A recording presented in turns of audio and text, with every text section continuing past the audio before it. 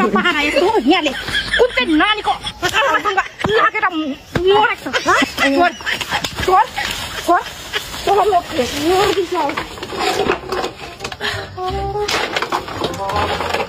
ल म चाहिँ आएको हैन अनि त्यो फोन चाहिँ किन लगेर जानु पर्यो अब कोही बेला इमर्जेन्सी कलहरू आउँछ लानु परेन जहिले बिहानै घर जाँदा 10-11 बजीतिर मात्रै आइपुग्छ त म विचार गर्दैछु नि निकै फोन जहिले लगेर किन ढिलो हुँदैछ के घर आउनु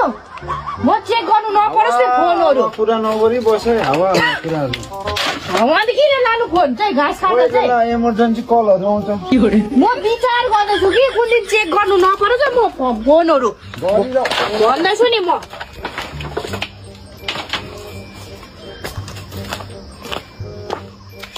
यो मान्छेको चालामाला ठिक लागेको छैन मलाई आज भोलि आज त चेक नगरी कहाँ छोड्छु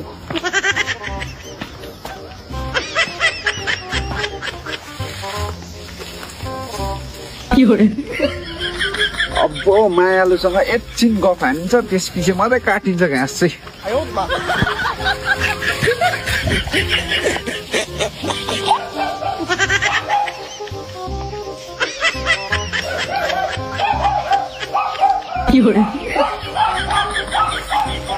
बेबी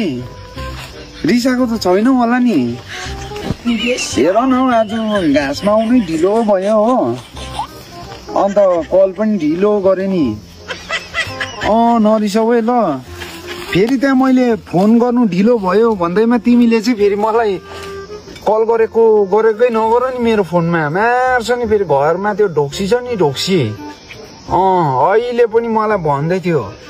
निकै दिन भयो म विचार गर्दैछु त्यहाँ घाँसमा जाँदा फोन लगेर 4-5 घन्टा लाउँदैछ के गर्दैछ कुनी फोन चेक गर्नु नपरोस् म ठिक हुँदैन भन्दै थियो अन्त मैले कोही बेला इमर्जेन्सी कलहरू आउँछ भनेर चाहिँ ढाँटिकन आएको त अब हामी भेट्नुपर्छ नि हो अहिले त तिमीलाई सम्झिँदा मात्रै त्यो कस्तो फिल आउँछ क्या त घरकोसँग फिलै आउँदैन हौ तेरो पारा त यस्तो पो ल तेरो पारा यस्तो यहाँले तेरो के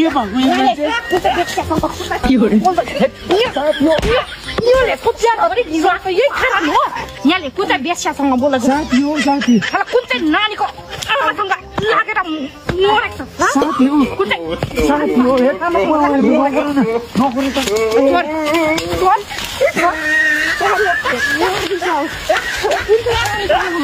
मरेको